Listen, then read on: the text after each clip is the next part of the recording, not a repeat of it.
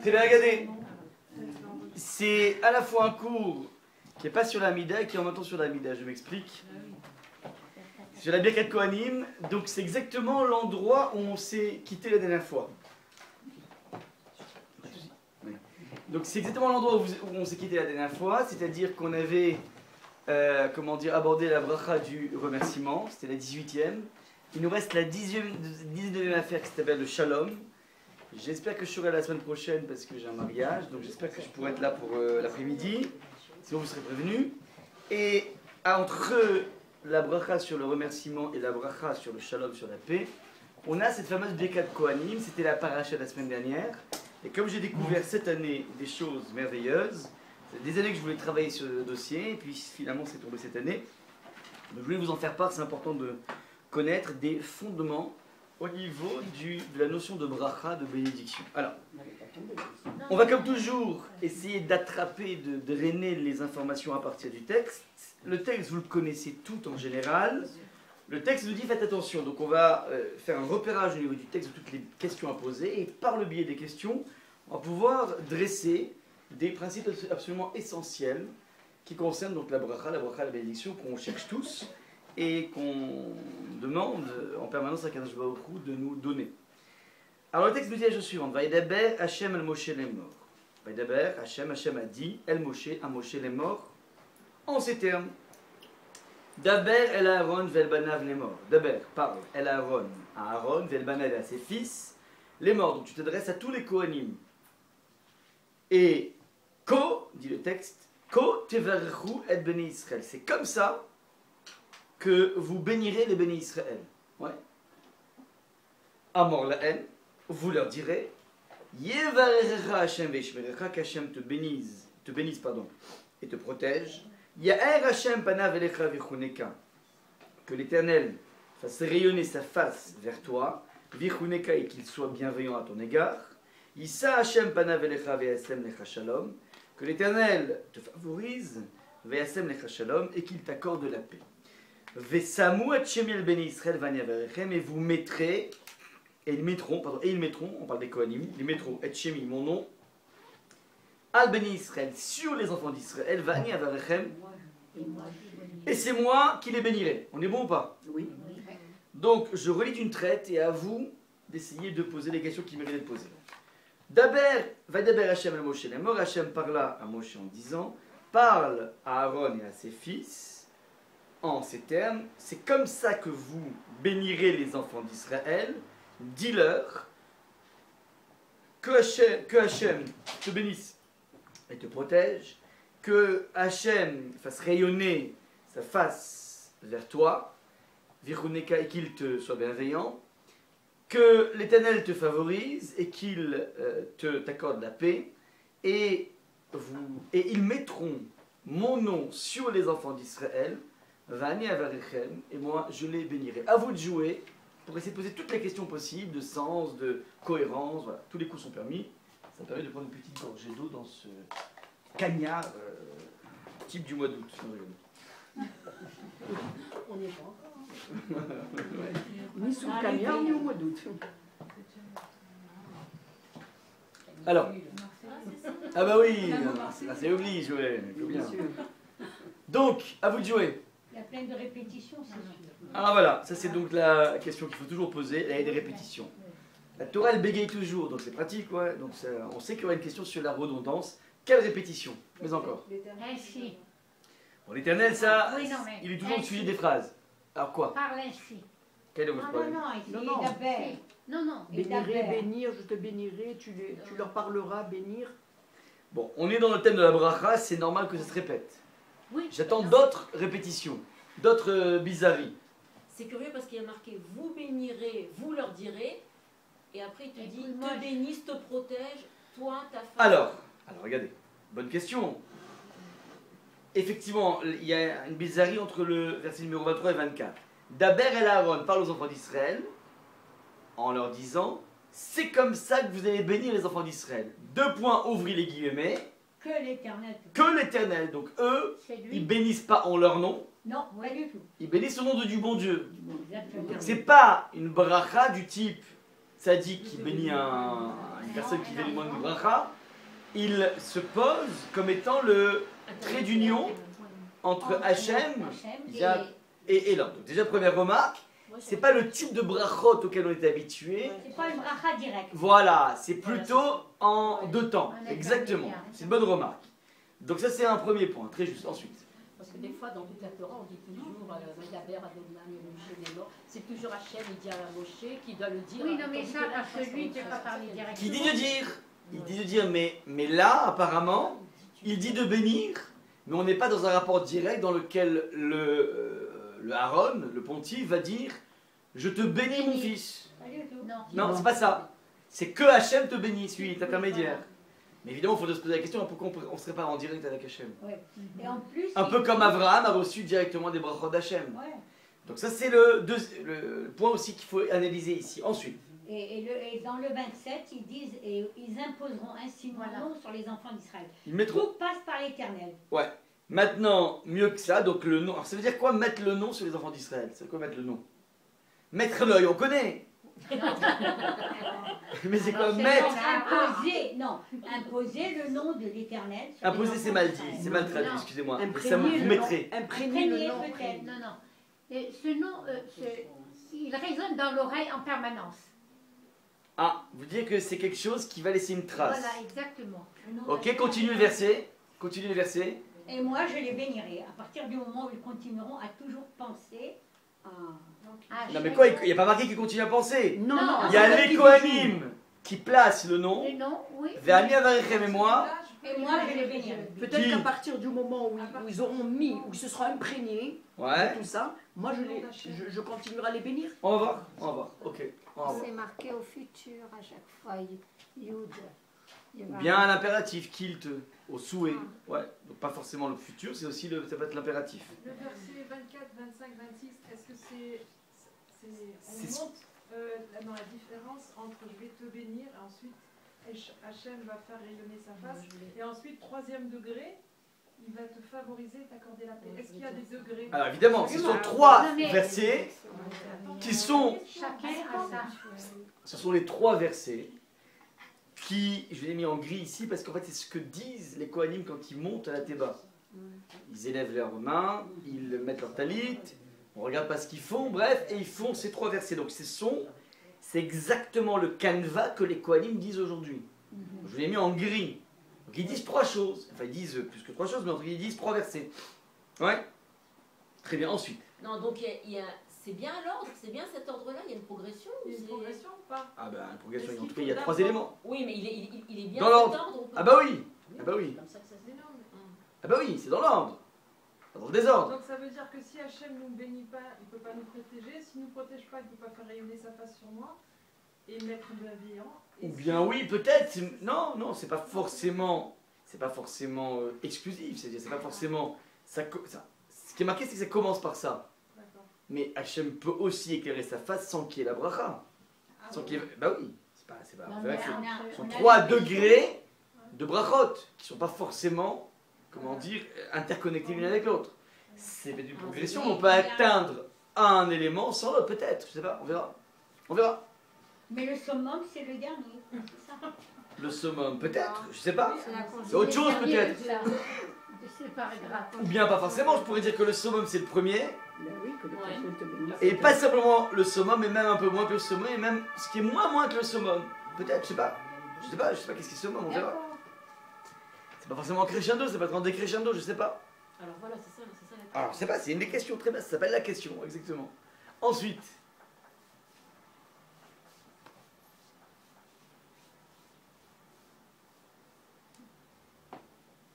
C'est la mitzvah qui est liée à tous les Kohanim, c'est-à-dire que ça là, c'est une mitzvah que nous devons respecter obligatoirement.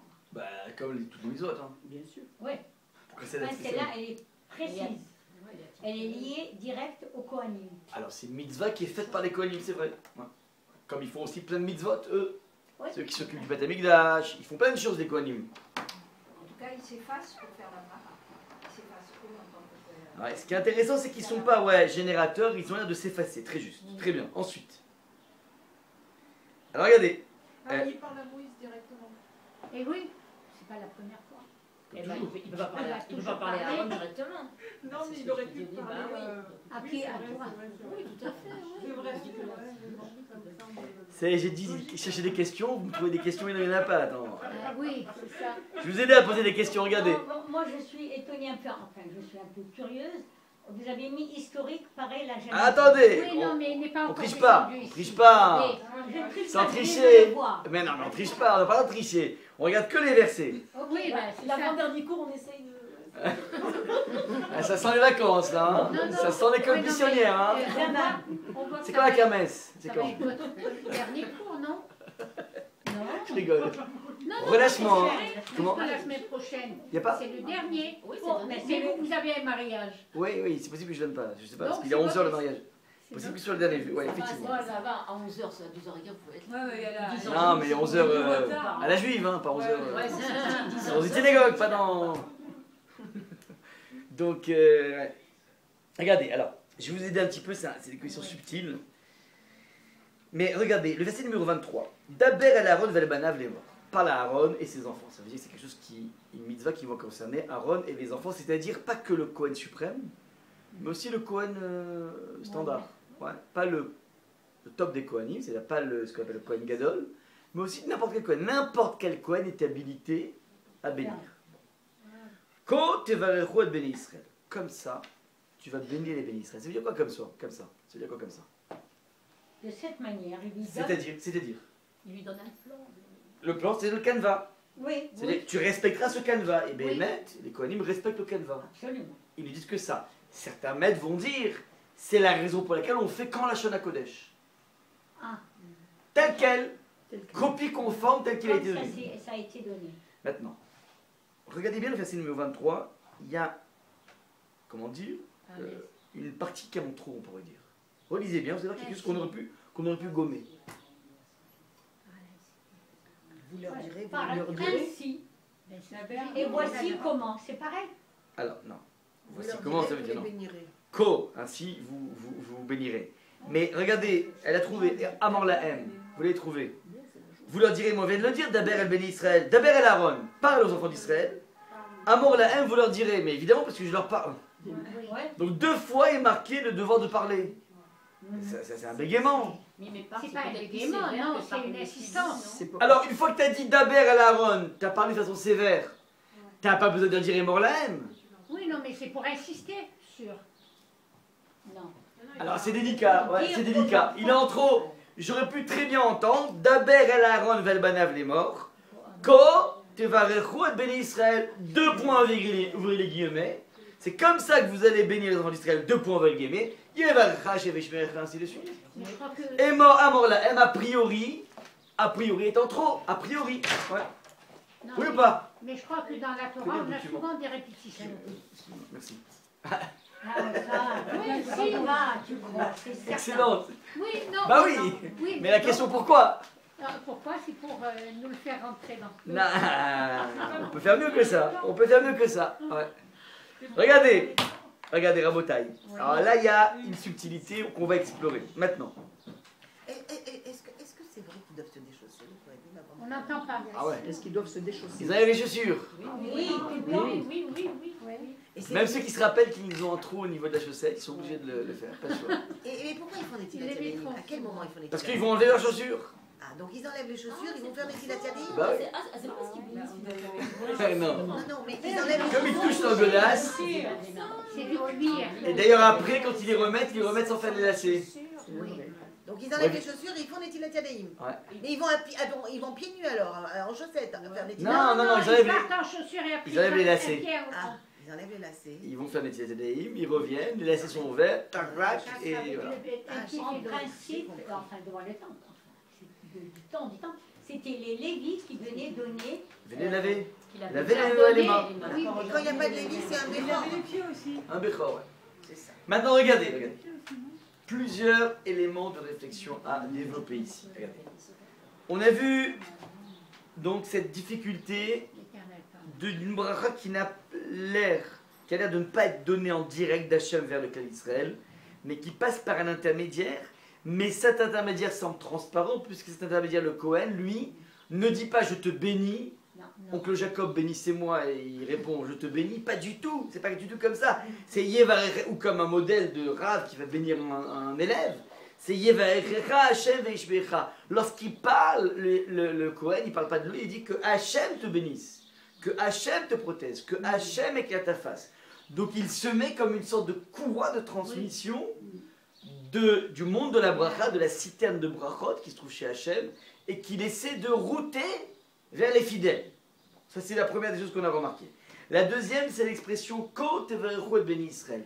C'est comme ça que vous allez bénir. On aurait dû avoir 2 points envers les guillemets, puis d'un coup, il y a un truc qui se glisse, « Amor le haine ». Troisième point qu'il faut essayer d'explorer, c'est que, donc c'est pratique, Akadosh Baruch Hu a donné une fonction Kohanim de bénir le peuple juif. Une question qui est posée par les commentateurs, mais qui s'occupe de bénir les Kohanim? Hachem. C'est vrai ça. Bah, Hachem. Ah, Hachem, ouais, ok. C'est moi. Et où? Mais Où ça? autant. Autant. La question Et c'est. on n'y est plus. La question c'est. Nous, on est Qui bénis automatiquement. Comment? Les Kohen, ils sont bénis automatiquement. On verra. Il faudra répondre à cette Oui, question. on dit que- Regardez, on va essayer de développer petit à petit, en relisant le texte, tous les commentaires qui sont, enfin tous les commentaires, quelques commentaires que j'ai pu piocher, que j'ai pu comprendre, et que je voudrais vous livrer ici. Alors, la première des choses, c'est, j'ai vu donc cette année un commentaire qui m'a beaucoup frappé, c'est la date à partir de quand est intervenue la Birkat Kohanim. On ne la connaît pas. Non, à partir de- C'est moi. Au Mishkan. C'est-à-dire au Mishkan, donc c'est combien de temps après la sortie d'Égypte? Très bonne réponse. Ça intervient au moment de l'inauguration du Mishkan, qui se trouve combien de temps après la sortie d'Égypte? C'est 1 an après. Ça veut dire que pendant 1 an, le peuple juif évoluait sans la Birkat Kohanim. Ah oui. Ça n'intervient que 1 an après la sortie d'Égypte. Donc c'est un ordre qui a été donné à Moshe, qui n'aura de cristallisation qu'un an après. La question qu'il faut se poser, c'est pourquoi attendre 1 Pour an être purifié. pour bénéficier de la bracha des Kohanim? Vous pouvez se purifier bien avant, il n'y a pas de souci. Alors, l'élément de réponse est le suivant.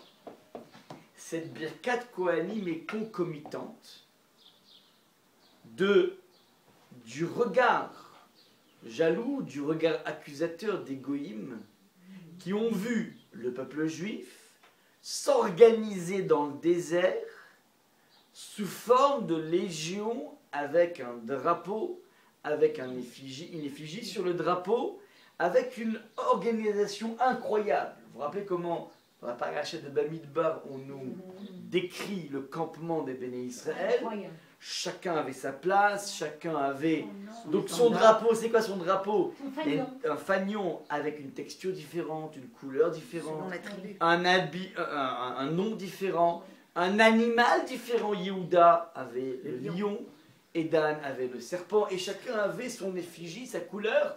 Tout le monde était organisé en fonction de ses drapeaux.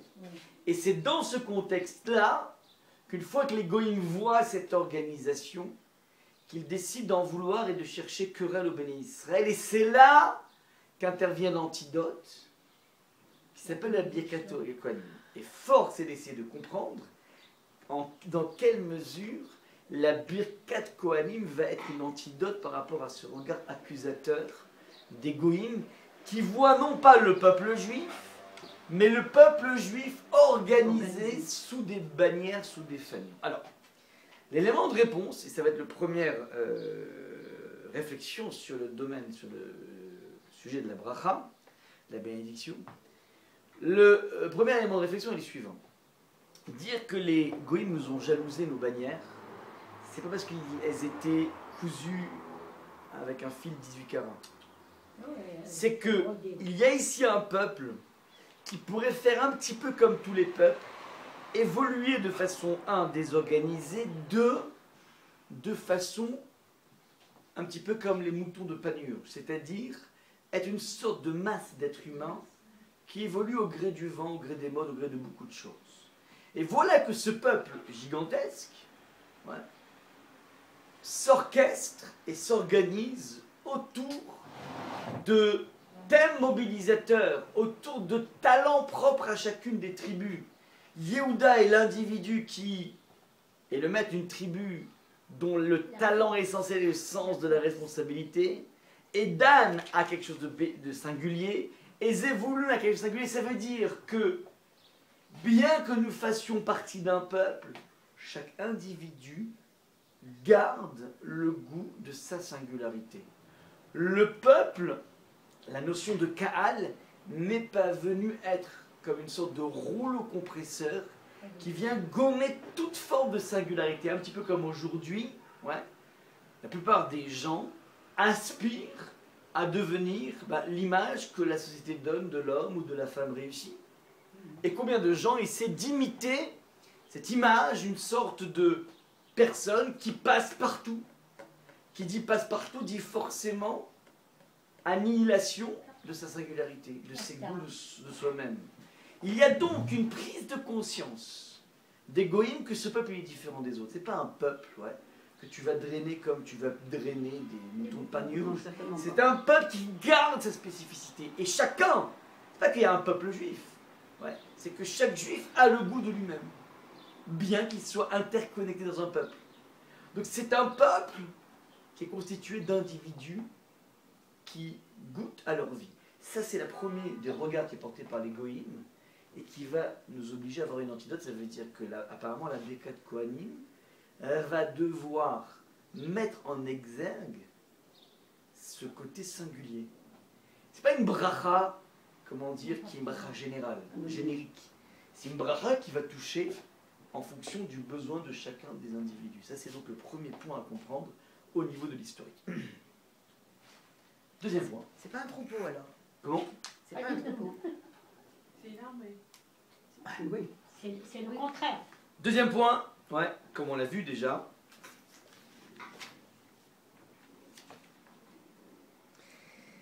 Cette mitzvah s'adresse de façon collective à tous les Kohanim, c'est-à-dire que n'importe quel Kohen a cette faculté de, donc ce n'est pas que le Kohen Gadol, ça on a déjà dit. Troisième point, on a dit que cette bracha est initiée et introduite par un terme qui s'appelle Ko Tevarechu. Ko ainsi. Alors le Ko, évidemment on va faire couler beaucoup d'encre, parce qu'en fait c'est une expression relativement rare dans la Torah.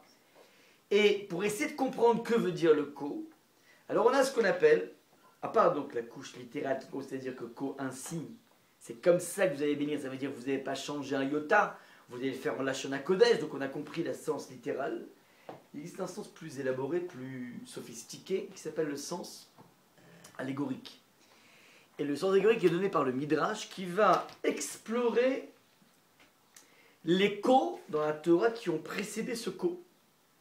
Il y a un Ko ici, mais lorsqu'on utilise un petit peu une optique de Google, alors tu tapes Ko et tu te demandes où est-ce qu'il y a d'autres fois marqué Ko dans la Torah. Et tu te rends compte qu'il existe un Ko initial, le premier Ko, et ce Ko, Kouf Kafé, il a été dit au sujet d'un patriarche qui s'appelle Abraham. Le deuxième au sujet d'un patriarche qui s'appelle Yitzhak, et le troisième au sujet d'un patriarche qui s'appelle Yaakov. Ko. À chaque fois, il va y avoir une introduction avec ce terme. Et donc, tu comprends qu'il y a un lien ici direct entre ce Ko de l'époque de Moshe et les trois patriarches. C'est une des raisons pour laquelle certains commentateurs vont dire, regardez comment c'est magnifique. Le premier verset comporte trois termes, Yevarecha, Hashem et Ishmerecha, comme par hasard, comme les trois patriarches. Le deuxième comporte 5 termes, Yaher, Hashem, Panav, Elecha, Vichuneka, qu'Hashem t'éclaire. Et tourne ta face vers toi, il y en a 5 comme les 5 livres de la Torah. Et Issa, Hashem, Panav, Elecha, Hashem, ça fait 7. 7 exactement comme les 7 cieux. Donc il y a ici évidemment, dans la façon dont la Torah s'exprime, énormément de codes, énormément de messages. Maintenant, une chose est sûre, c'est que le premier Ko va concerner un épisode que tout le monde connaît, c'est le Ko qui est adressé à Abraham, je vais marquer ici dans le texte. Au moment où Abraham a un souci dans sa vie, une angoisse, il est marié avec son épouse, il n'arrive toujours pas à avoir un gosse. Et il en crève de ne pas pouvoir avoir un gosse, il s'adresse à Hachem, Hachem lui dit, Vayotse oto afutsa. Hachem le fait sortir à l'extérieur. Vayomer abetna shamaima, et il lui dit, Hachem, de grâce, je t'en prie, regarde vers les cieux, ou sport kochavim, et compte les étoiles.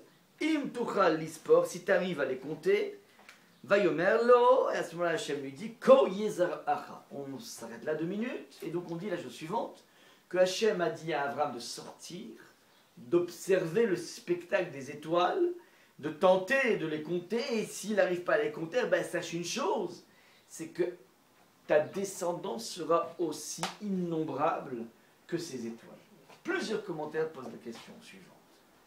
Ça veut dire quoi qu'Hachem a besoin pour lui dire que ta descendance sera innombrable? Pourquoi il a besoin de faire sortir de sa tente? Et s'il aura attendu, il ne va pas lui dire, tu sais quoi, imagine les étoiles du ciel, imagine les, comment dire, le sable. Dans la tente, il ne les voit pas. Mais il n'y a pas besoin de le vent, il suffit de les imaginer. Les imaginer. Et de toute façon, il ne peut même pas les compter non plus. Même quand ils sont. Au-dessus des étoiles. Ça, c'est l'exploration du terme habet hashamaïma, les habits en hébreu. On ne peut pas dire regarder, il veut dire regarder de façon déligneuse, regarder de haut en bas. Et donc c'est ça qui va justifier le midrash. Mais on va expliquer d'où il vient ce midrash. Avant ça, on a une difficulté. Pourquoi on a besoin d'un déplacement géographique de Abraham pour se prendre conscience, enfin, pour qu'il épouse l'idée que, au même titre que les étoiles sont innombrables, ta descendance sera comme les étoiles. Mais tu lui dis, même s'il est enfermé dans une pièce, ça revient au même. Je peux maintenant vous faire rêver en vous parlant des montagnes, du beau temps, d'une belle plage de sable fin. Bon, imaginez, pas besoin de vous amener dessus. Eh ben, imaginez, voilà, ça c'est vos destinations pour les vacances. Il n'y a pas besoin de vous faire sortir de la pièce, vous dire, voilà, tu vois, eh ben, tu es sorti maintenant. Eh ben, imagine ta destination. On a ici une difficulté sur le déplacement géographique qui est demandé par Hachem. Vous comprenez ou pas la question? T'as pas besoin. T'as qu'à lui dire, tu sais quoi, t'inquiète pas. Tu auras une descendance comme le sable, comme les étoiles. Quand tu dis c'est comme les étoiles, tu imagines c'est quoi les étoiles, tu n'as pas besoin de sortir dehors. Bon. Par rapport à cette question, et par rapport à la deuxième remarque de madame, qui est Habet Hashamaïma, Habet en hébreu veut dire regarder de haut en bas. Mais puisqu'il s'agit des étoiles, comment il peut les regarder de haut en bas? C'est de bas en haut. C'est ça qui explique le Midrash, c'est ça qui justifie le Midrash, qui dit qu'en fait, le Baruch Hu, elle n'a pas fait sortir hors de la tente, il a fait sortir hors de ses déterminismes. Regardez ce qui est marqué dans le Midrash, en bleu. Sors de ton horoscope tel que tu l'as vu inscrit dans les astres, à savoir que tu n'auras pas de fils. Abraham a observé, au niveau astrologique, les ascendants de lui, de son épouse. Il s'est rendu compte qu'il ne pourra pas avoir d'enfant avec son épouse. À savoir que Abraham, donc Hachem lui répond, Abraham n'aura pas de fils, mais Abraham aura un fils. Sarah n'engendrera pas, mais Sarah engendrera. Je vais vous donner un autre nom, et votre destinée va s'en trouver changée. Ouais. Autre explication d'Irachi, il le fit sortir du globe terrestre et s'élever au-dessus des étoiles, d'où l'emploi du mot habet, qui exprime l'idée d'un regard jeté de haut vers le bas. Les habet, c'est regarder de façon délicieuse. Bref, Rachi avait 2 difficultés ici. La première, c'est pourquoi on a besoin de sortir de la tente pour imaginer les étoiles, pas besoin. La difficulté des habet. À partir de là, il a même 2 midrash. Et le midrash numéro 1 qu'il a amené Rachi est en train de nous dire que finalement, Akadosh Baruch Hu vient dire à Abraham, certes, il existe une notion de déterminisme, il existe une notion d'influence astrale, mais toi, Abraham, tu peux y échapper. Et pas que toi, mais toute ta descendance, vous aurez cette faculté d'être indemnisé, pas indemnisé, comment dire, pouvoir ignorer toute forme de déterminisme, les uns plus oppressants que les autres. Regardez un peu aujourd'hui comment, à partir de la génétique, on essaie de trouver le gène de l'agressivité, le gène de l'homosexualité, de telle façon à ce que finalement il n'y a plus de libre arbitre. Oui. Je suis exclusivement que le produit de mes gènes. Ça. Et si je suis agressif ou je suis ci et ça et C'est l'autre, pas de ma faute. c'est pas de ma faute, c'est la nature qui a fait ça. Alors ça, c'est quelque chose qui est totalement anti-toraïque, et depuis Abraham Avinu, on a cette faculté d'échapper à toute forme d'influence. Ça c'est pour maintenant.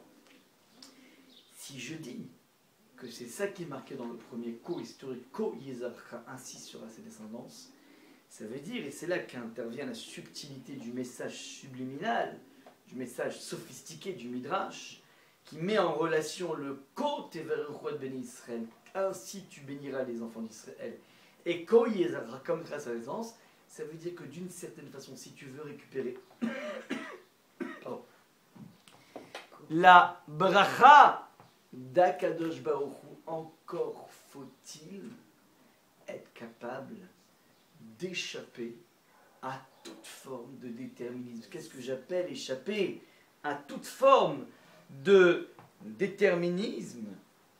C'est... Qu'est-ce que j'appelle un déterminisme aujourd'hui? Et ça va faire mal un peu, mais c'est pas grave, c'est le but.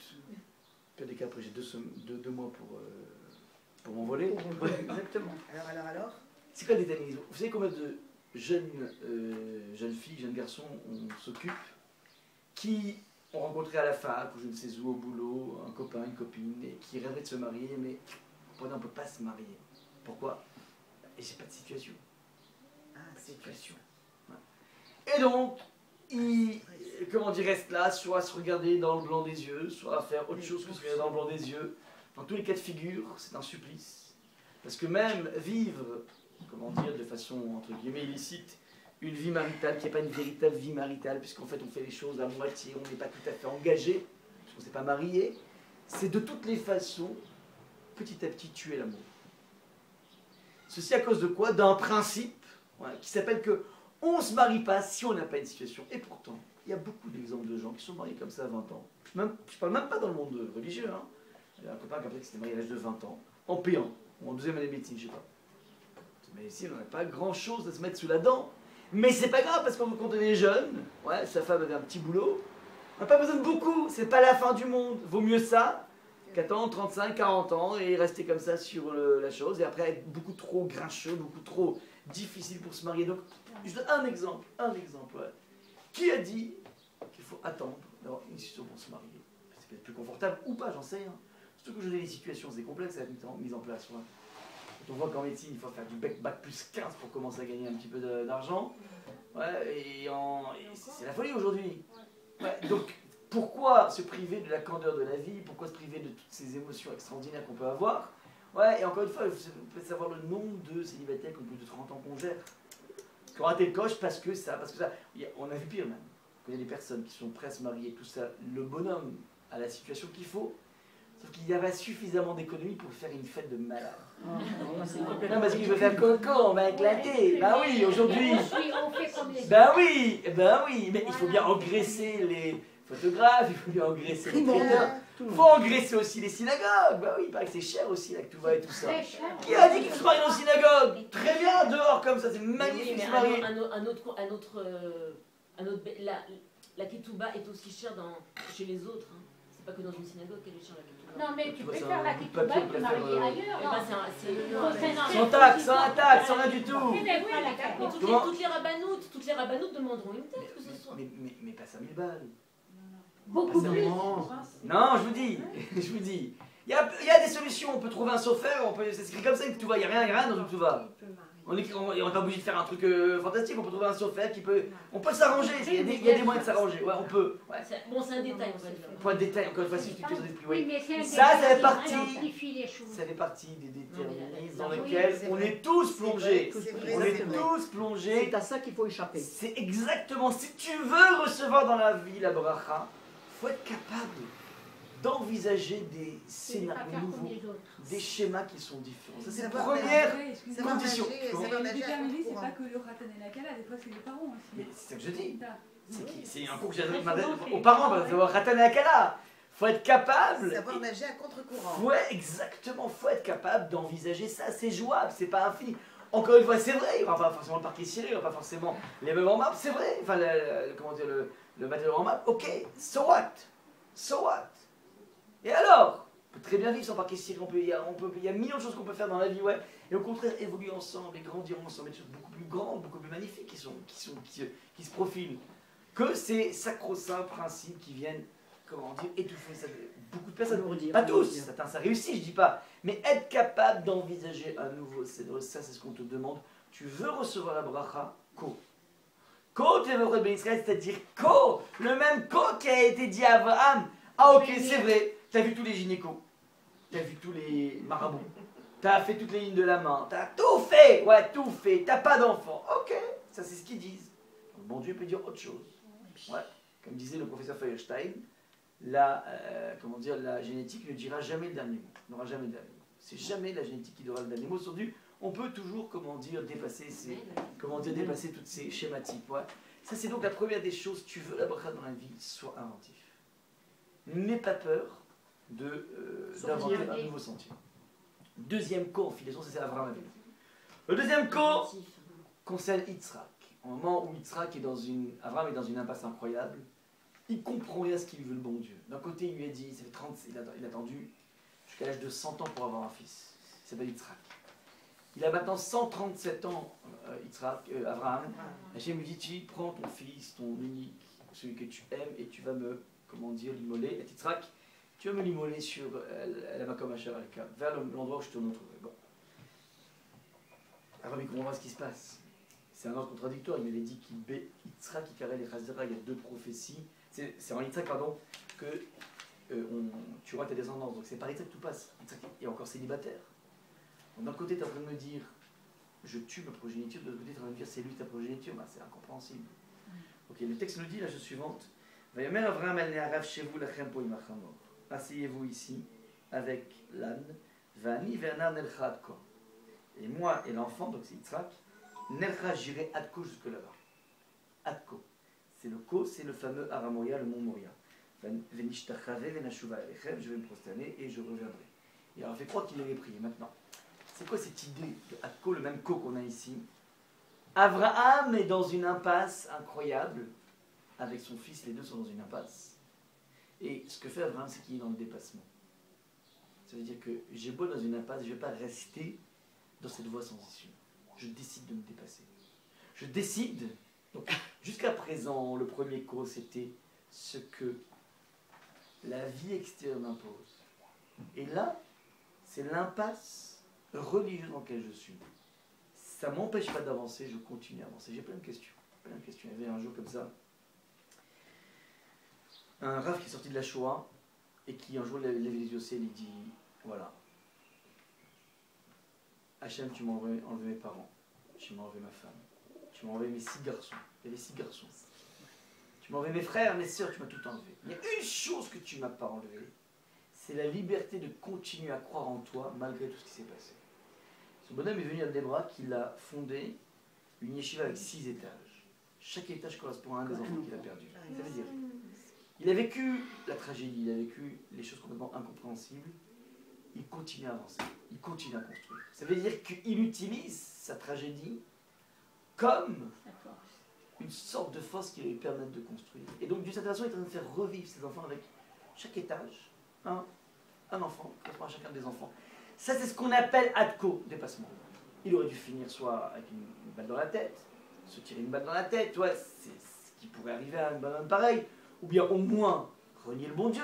Ouais, il y a plein d'issues possibles par rapport à de tels traumatismes.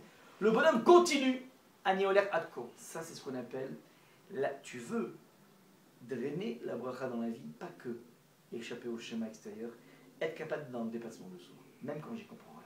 Ouais, j'ai plein de raisons de dire, je comprends pourquoi Hachem, tu m'as fait ça, voilà. C'est pas grave, je continue à avancer. Adko.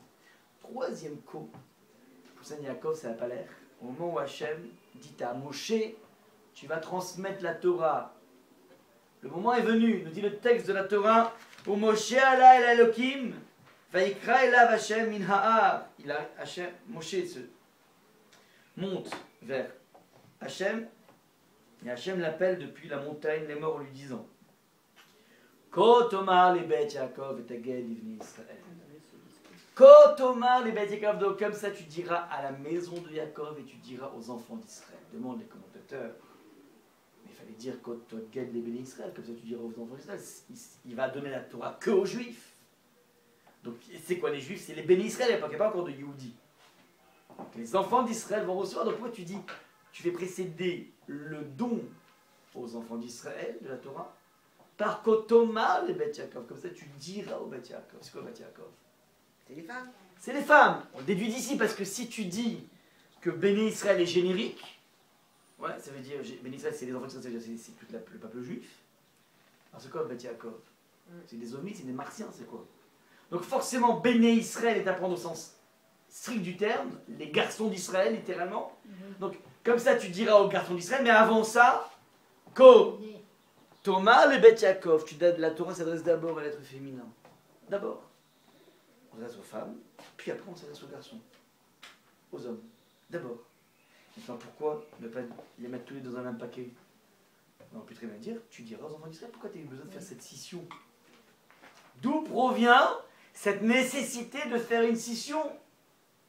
Tu aurais pu très bien dire, voilà, comme ça tu vas transmettre la Torah aux enfants d'Israël. On aurait compris hommes et femmes. Pourquoi tu dis, ton mari le Bet Yaakov et ta gueule qui plus est, avec deux verbes différents? Kotomar le Bet Yaakov, pour la femme, c'est le verbe amira, et quelqu'un l'a évoqué tout à l'heure. Et pour l'homme, c'est le taged. La guide en hébreu, c'est dire de façon péremptoire, avec insistance, comme un guide, c'est un nerf. Le nerf, ça fait mal, c'est impératif, mais plus qu'impératif, ça fait mal. Ça choque, ça électrochoque. Tomar, c'est une parole fluette. Alors Rachid va dire, parole tendre. Alors attention, le piège est de croire qu'on va mettre des pâquerettes et des marguerites lorsqu'on s'adresse aux femmes. C'est pas ça l'enjeu. C'est pas une notion de tact, pas du tout. Parce qu'en fait, c'est exactement le même message. Oui. On a les mêmes interdits. Ouais. On est tous soumis à la même loi au niveau du chatnez. On en a parlé la semaine dernière. L'interdiction de porter du linge de laine. On est tous soumis à la même cache-route. Il n'y a pas de différence entre les hommes et la femme. Oui. Ouais. Seule nuance qui existe entre l'homme et la femme, très peu. Hein. On ne peut pas se raser ici. Ça peut se raser ici. Nous, on n'est pas obligé de laisser, mais on n'a pas le droit de se raser ici. C'est tout les temps. Il y a l'otakif, il y a quelques petits interdits qui sont typiquement masculins. Mais sinon, on est soumis à la même Torah. Mais s'il est soumis à la même Torah, alors, c'est quoi le Thomas et Yaakov? Réponse. La femme incorporant une spiritualité naturelle plus grande que l'homme, quand tu lui dis tu manges pas de porc, tu lui dis pas t'as pas intérêt à manger du porc. Tu lui dis chez nous on mange pas de porc et vous ça glisse. Ouais. Chez l'homme, lui il est plus rotor. Donc lui, tu dois utiliser un vocable qui est plus dur. Attention à ta tête si tu touches à du porc. Attention. Ça c'est la différence. Un petit peu comme dans la fratrie, les enfants qui sont naturellement dans le move de la maison. Vous arrivez, la chambre est mal rangée, je dis bon, fais attention, la chambre n'est pas très bien rangée. Dans les 5 minutes, nickel. L'enfant qui est beaucoup plus rebelle à l'ordre de la famille, qui est beaucoup moins dans le move, lui tu peux pas lui dire oh là, fais attention, hein, la chambre n'est pas très bien rangée.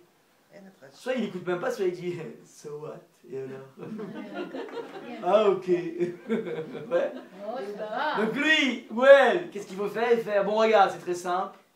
Il reste plus que 5 minutes. Si la chambre ne reluit pas, il n'y a plus de parc Astérix.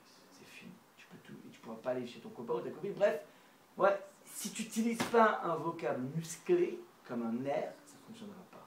Ça c'est la nuance. Ça veut dire le Thomas, même et vient introduire le concept de singularité. Encore une fois, ça dépend des personnes. Qui t'a dit que si tu décrochais ce vendredi soir l'euro-million à 75 millions d'euros, qui t'a dit que ce serait une bracha pour toi? Qui t'a dit? Tu connais le nombre, tu te rends compte le nombre, est-ce que tu connais la statistique du nombre de grands déprimés suite à un choc aussi fort que de gagner à l'euro-million? Tu connais pas ça? Tu sais pas si c'est vraiment une bracha pour toi? Ça veut dire que Thomas le Bet Yaakov, c'est cette lecture qui est spécifique, qui est individuelle, qui est singulière. La bracha, c'est pas simplement que j'invente un scénario, c'est pas simplement que je suis capable d'être dans le dépassement de moi-même, dans mon lien avec Hachem. Le troisième niveau de la bracha, c'est la faculté à me connaître et à savoir exactement ce qui est bien pour moi, ce qui n'est pas forcément bien pour moi. Elle met du vieux pain sur son balcon pour attirer les moineaux, les pigeons. Celle qui passe sa vie à vivre par procuration. C'est quoi vivre par procuration? C'est finalement, c'est finalement ne pas avoir le goût de soi et systématiquement vibrer dans l'histoire des autres en espérant qu'elle puisse se dupliquer. Mais c'est pas ça la vie. C'est ton histoire, ta vie, ta bracha. Donc sa bracha est individuelle. Regardez un peu comment c'est magnifique. Cette filiation, pardon. Vous n'avez pas écrit les paroles d'Alexandre? Non, j'ose pas. Ouais, ouais. S'il y a une trace, je suis mort. Je suis mort. Je peux pas. Je pourrais toujours nier si vous dites que j'ai pas l'exemple de Goldman, mais là au moins, c'est une trace, je suis faux. Il est pas mort. Il était, oui, on peut. Pourquoi il était Bah, Non, on il sait pas, est- il a il est- épousé une non-juive, non? Ouais, Bah, il est encore juif, ça va, ok, allez, on y J'avais un va. projet avec un ami de faire une série de shiurim avec les titres de ses conférences. Et il avait un piston pour le faire venir. Évidemment, bon. Donc on voulait faire, donc elle s'appelait Sarah, donc à la suite. Ah, Ouais. oui, Parce qu'en fait, il y a pas mal de titres qui sont Tout à fait, intéressants. tout à Je fait, marche tout à seul, fait. par exemple. Oui, oui, oui. C'est très intéressant, c'est ce dont on parle. C'est sa Absolument. singularité, voilà. Absolument. Il- Là-bas. C'est quelqu'un qui a Là-bas. là-bas, voilà. C'est-à-dire qu'en fait, chacun des titres peut être exploité pour un cours de Torah. Et à part ça, lui, il a eu des idées intéressantes. Je ne sais pas si c'est lui qui écrit, mais il a eu comme une réflexion intéressante Si, du il sociologue. écrit, il écrit. bien C'est- sûr. ok, alors il est racham. C'est lui qui a ses textes. Il est racham, il est ça. Il est... Non, mais il serait venu, non? On avait une possibilité d'avoir un Non. piston. Qui c'est? Il aurait accepté, franchement. Je pense que oui. Il est juif, Oui. vraiment? Oui. Oui. Bah, ça crie. Ça aurait été beau, n'empêche, ça aurait été beau. Ouais, bon, voilà, c'est un projet qui a, Bon, qui a pas abouti. il va se faire ce projet ou Je non? sais pas, non, à l'époque, c'était avec un copain qui avait le piston. Et ce Ah. copain, voilà. Donc, ouais, il a arrêté de faire des courses, ce copain. Donc, voilà. Bref, alors, donc voilà, ça c'est le point, comment dire, essentiel, la filiation du co. Le co, donc vous avez compris, ce sont ces trois dimensions, et c'est comme ça qu'on lit le texte de la Torah. Quand tu vas béni Israël, ça veut dire la bracha, c'est pas une sorte d'arrosage automatique et sans réflexion. Ça demande un travail émanant, très fort, pardon, de celui qui veut la bracha. Tu veux la bracha, sois pas passif, sois actif par rapport à ces trois dimensions. Maintenant, on a posé tout à l'heure la question, c'est quoi ce Amor la haine? Vous vous rappelez, il y a marqué dans le verset numéro 23, Daber el Aaron velbanav le mort côte béni Israël, Amor la haine. Parle aux enfants d'Israël, el Aaron velbanav le mort, côte c'est comme ça que tu as béni les enfants d'Israël, on aurait dû s'arrêter là. Deux points, il y avait Hachem Ishmecha, Amor la haine, c'est quoi Amor la haine? Mais tu viens de le dire, Amor la haine, donc ils vont avoir la haine, combien de fois tu parles, combien de fois tu répètes? Alors, réponse. Amor la haine ne s'adresse pas à Moshe de dire aux enfants d'Aaron. Le message Amor la haine n'est pas de Moshe, comme on l'a vu d'Aber el Aaron, ça c'est Moshe qui parle aux enfants d'Aaron. Mais Amor la haine n'est plus Moshe vers Aaron. Vous savez c'est qui? C'est Moshe. Non, C'est non, Hachem. non plus. Amor la haine, c'est un impératif. Amor la haine, donc c'est Hachem qui s'adresse à quelqu'un pour leur dire. Oui. Mais à qui il s'adresse? Non, mais on a déjà dit d'Aber el Aaron. Ah, Aaron. Non plus. Bah, on vient de le dire d'Aber el Aaron. Au peuple, non? Non plus. À mort. Bah, je sais pas. La haine. Dis-leur. C'est Réponse. Réponse. On s'adresse au chantre, au chazan, au ministre officiant. Lui, Amor la haine, il leur dit. ah oui, parce qu'il parle. Il leur souffle. Ah, c'est exact. Oh là là là là, c'est incroyable. Comment ça se passe la Birkat Kohanim? Eh oui, Eh oui, Il y a le chazan qui dit Yevarecha, et après Yevarecha, Hachem. Ah, ouais, donc il y a un yo-yo. Mais c'est un double intermédiaire maintenant. On a compliqué la chose. Non, non, c'est direct. Non, mais vous avez compris. C'est que finalement, regardez, Hachem veut nous bénir. Maintenant, il passe pas encore par les Kohen, mais pas vraiment par le Kohen. Par d'abord le ministre officiant, qui dit au Kohen, et le Kohen nous dit. Donc ça fait un système. C'est ça, c'est ça. Ah, c'est un peu très bon tout ça. Il y a Hachem ici, Non. ouais, qui a dit à Moshe, qui lui dit à Aaron, et Aaron et ses frères, et ses fils, ouais. Et après, Maintenant, attention, qui dit quoi? Ouais. Il y a un ministre officiant, on va l'appeler, je sais pas moi, le Chazan, Chazan, de toute façon. ouais, qui lui dit Yevarechecha, et l'autre. Hachem, ainsi de suite, Et il le dit et eux le répètent. eux le répètent. C'est incroyable comme si schéma. Hachem, Moshe, Moshe.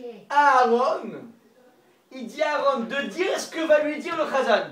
Voilà. Incroyable, ouais, ça c'est marqué. Bon, maintenant. Ce schéma, il est biscornu. Ouais. Mais il met en exergue le fait qu'il y a une interconnexion incroyable. Le chantre, le Chazan, lui, le ministre officiant, il est le représentant du peuple. Il est là pour acquitter le peuple. Et c'est lui qui souffle les mots de la bracha Ou quoi, Oh, au Kohen. Oui.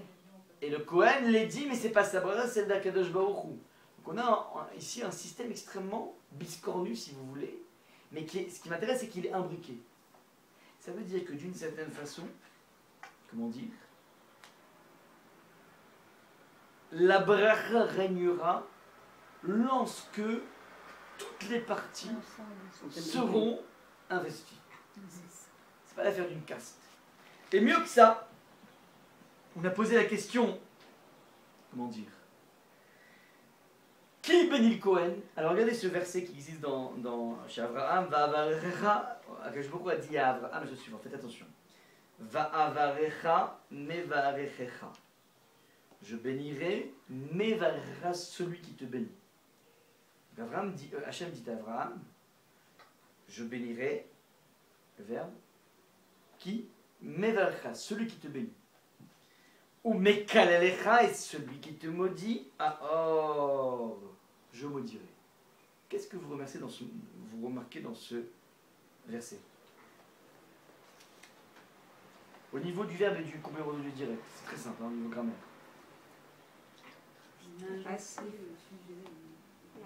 Merci. Razak qui a dit? Oui, allez-y, oui. On a inversé le sujet. Au début, on dit je bénirai ceux qui béniront. Là, on dit le contraire. Ceux qui te maudiront, je les maudirai. Si on avait été symétrique, on aurait dit voilà, je te bénirai ceux qui te bénissent et je maudirai ceux qui te maudissent. Or, il y a l'inverse. Ma'apshat. Pourquoi cet inverse? Pourquoi il n'y a pas un respect de la symétrie? Alors, pas que parce qu'on n'est pas cartésien, enfin, en tout cas, ce qui n'est pas vraiment vrai, mais surtout, en fait, l'idée est la suivante. Va'avarecha, je bénirai, mevarecha, celui qui te bénit. Ça veut dire, celui qui te donne une bénédiction, et je l'ai depuis longtemps béni. Celui qui est dans une posture de bénir, il a déjà la bénédiction auparavant. Vice versa, inversement.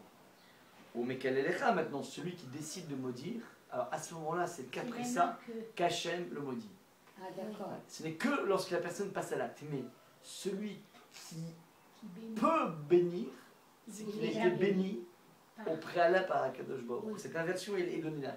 Ça veut dire que le Aaron, par définition, du fait, et ça c'est un point essentiel, du fait de sa proximité avec Akadosh Baruch Hu, parce que c'est l'être qui est de façon, dans son job, c'est l'individu le plus proche d'Hachem, puisqu'il passe son temps au temple. Ouais. Maintenant, on pourrait penser que ce type d'énergumène, ce type de personnes dans le peuple juif, sont des ascètes. Et ce qui est incroyable, c'est que là, Akadosh Baruch Hu leur donne à chacun une mitzvah d'interconnexion incroyable. Vous avez une proximité avec le bon Dieu, ce qu'on appelle une gdusha, elle doit servir à être partagée, c'est un modèle participatif pour les bénis Israël. C'est celui qui pourrait devenir un ascète qui est convoqué en permanence pour créer un ciment au niveau du peuple. C'est ça qui est marqué ici au niveau des Kohanim. Ça c'est donc ce qui se passe au niveau, comment dire, de ces Kohanim.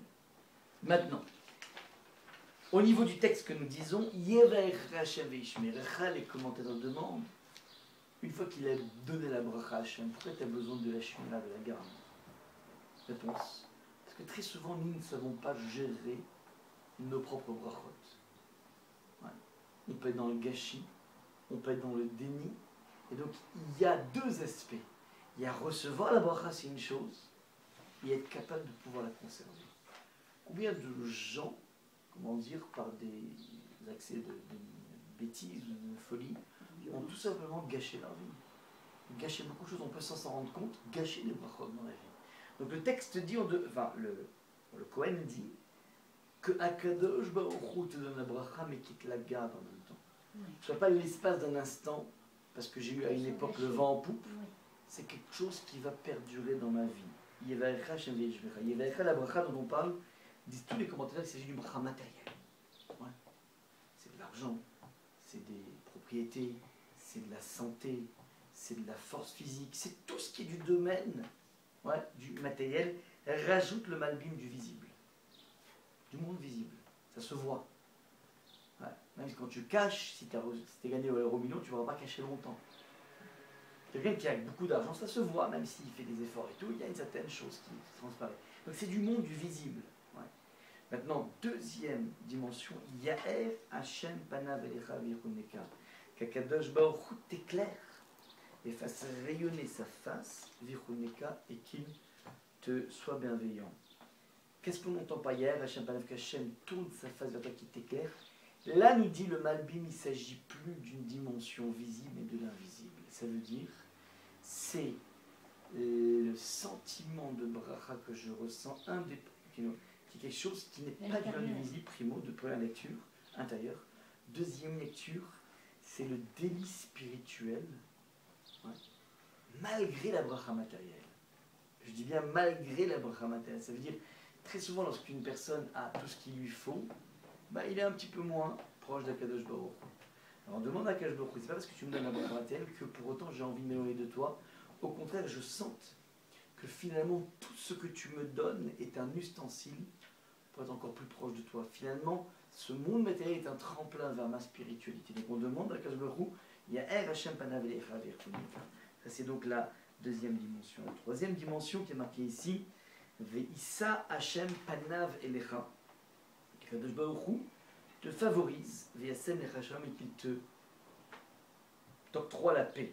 Alors, juste avant de vous donner un sens à cela, je vais poser tout à l'heure la question dans le verset numéro 27, Ve'samu et Shemir ben Israël. Je placerai mon nom, Al ben Israël, non, et ils placeront, pardon, mon nom, Al ben Israël, Vani Avarichem. Ça veut dire, tout se passe comme si, plutôt comme si, il existe une bracha ultérieure d'Hachem après la bracha des Kohanim.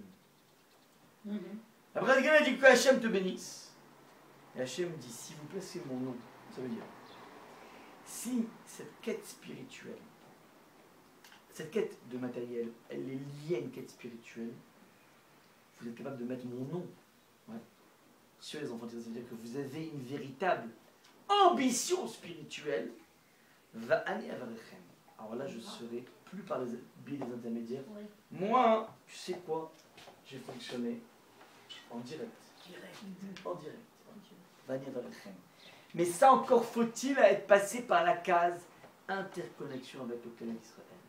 C'est ce qui se passe ici au niveau du verset. Maintenant, dernier point, lorsque, comment dire, le texte nous dit, verset numéro 26, que l'Éternel te favorise et t'accorde la paix. Ouais. Il y a un verset qui est opposé, qui est le suivant, qui est amené par le Midrash, qui dit dans la paracha de Devarim, enfin dans le Sefer de Devarim, pardon, qui Hachem Elokechem ou Elokei Elokim va donner à Adonим, Akel Agadol Agibor Vanora, donc le bon Dieu, qui est souverain, qui est puissant, qui est redoutable, Asher Loïsa Panim, qui ne favorise personne, Velo Ikar Shochad, et qui ne cède point à la corruption. Faites bien attention. On vient de dire dans ce texte que Akadosh Baruch Hu, il est incorruptible. Hamavdil Eyotnes. Tu ne peux pas le soudoyer. C'est marqué dans la Torah. Il n'accepte aucun bakshish. Donc là on dit Loïsa Panim. Mais dans la Kohanim, on dit Yissa Hashem Panav. Oui, tu favorises. Donc Hashem, il favorise ou il ne favorise pas? Il y a du favoritisme ou il n'y a pas de favoritisme? Il n'y a pas de favoritisme. Il n'y a pas de favoritisme. Alors pourquoi il y a marqué Yissa Hashem Panav Elecha? Il va favoriser. Donc il y en a ou il n'y en a pas? Élément de réponse par le Midrash. Il dit qu'a priori il n'y en a pas de favoritisme. Sauf que, nous dit le Midrash, Akadosh Baruch Hu s'est exclamé, il a dit, regarde un peu mon peuple comme il est beau. J'ai donné une mise dans la Torah qui s'appelle le Birkat Hamazon, qui est basé sur un verset qui est le suivant. Ve'achalta, ve'savata ou ve'varta. Ve'achalta, tu mangeras. Ve'savata veut dire, tu vas te rassasier. Ou berarta, et tu feras le Birkat Hamazon. Qu'en est-il si je mangeais 30 grammes de pain? Je vous dis honnêtement, ouais, peut-être que vous, ça vous suffit, moi ça ne me suffit pas 30 grammes de pain. Donc, le pain c'est à peu près, je sais pas moi, le volume d'une boîte d'allumettes petite. Ouais. Okay. Blague. Ouais. Est-ce que je suis le Birkat Hamazon ou pas? Parce que dans la Torah il y a marqué, il faut être rassasié. Je ne suis pas rassasié. J'ai mangé comme ça à la va-vite. Ouais. J'étais pressé, les chiots et compagnie, j'étais stressé comme ça, angoisse. Non, ouais. Donc, est-ce que je dois faire le Birkat Hamazon? Alors, réponse, d'après la Torah, non, d'après les Chachamim, oui. Les Chachamim ont mis en place, ouais, que même lorsque on prend une quantité de pain minimale, hein, on va dire 30 grammes si vous voulez, 86 grammes, quelques de kabetza, Alors, à partir de une certaine quantité, un petit peu comme on fait dans la matzah, le fameux kazaï, tu vois. Alors là, tu dois faire les même si tu n'es pas rassasié. Et dit Hachem, regardez comment il est beau ce peuple. Il n'est même pas rassasié et il me dit merci. Alors, comment dire, cette midrash, comment dire, j'ai trouvé très jolie l'explication de mon épouse. Il dit, ça veut dire quoi qu'on fait la bracha alors qu'on n'est pas rassasié? Ça veut dire que, dans la vie, on demande beaucoup de choses à Hachem. La mida, c'est non-stop, plein de requêtes. Voilà. Maintenant, on n'a pas tout ce qu'on demande. On n'a pas tout ce qu'on demande. Ouais. On pourrait même peut-être dire des fois que c'est assez rare qu'on soit exaucé immédiatement. Et donc, on pourrait dans la vie vivre ça de façon frustrante. Et moi, j'y crois plus. Quoi. Ça fait tellement longtemps que j'entends mon mazal. Ça fait tellement longtemps que truc, j'y crois plus. C'est bon, je connais l'histoire, monsieur le rabbin. J'ai prié, c'est bon, j'ai tout fait. J'ai fait avec Shira, j'ai fait les Télim, j'ai fait ci, j'ai fait... Shira Shiri. Ouais, Shira Shiri, mais Shira Shira et Shira Shira.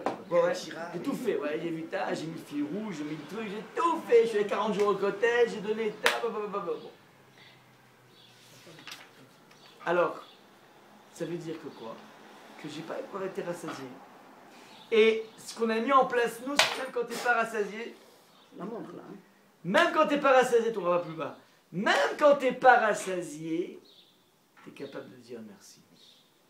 Être capable de dire merci alors qu'on est dans un stand-by, on n'a pas eu ce qu'on a encore voulu, ça c'est ce qu'on appelle, c'est qui déclenche Akash Baruch Hu, le favoritisme. D'une certaine façon, Akash Baruch Hu, il craque. Il craque. Parce que quand il voit une telle pureté, d'être capable de dire merci au bon Dieu alors qu'on n'a pas ce qu'on veut, on est encore frustré. C'est ça qui fait craquer Hachem. Issa Hachem Panav Elecha, dans cette démarche qui s'appelle être capable de continuer à remercier. D'ailleurs, vous voyez comment dans la Mida on fait. Louange d'Hachem au début, partie requête et ensuite partie maudit, comme on a vu la fois d'avant. On remercie Hachem parce que, pour ce qu'on a déjà, au lieu de me focaliser sur la frustration de ce que j'ai pas, je me focalise sur les acquis. Et c'est comme ça que la dynamique se met en place. Dernier point, je m'arrêterai là-dessus. On a parlé jusqu'à présent donc de la bracha institutionnalisée des Kohanim. Il existe un autre chapitre de la bracha qui s'appelle la bracha d'un tzaddik, ce que l'on demande lorsqu'on va prier auprès d'un tzaddik. N'oubliez pas une chose qui est marquée dans Rav Dessler, page 206.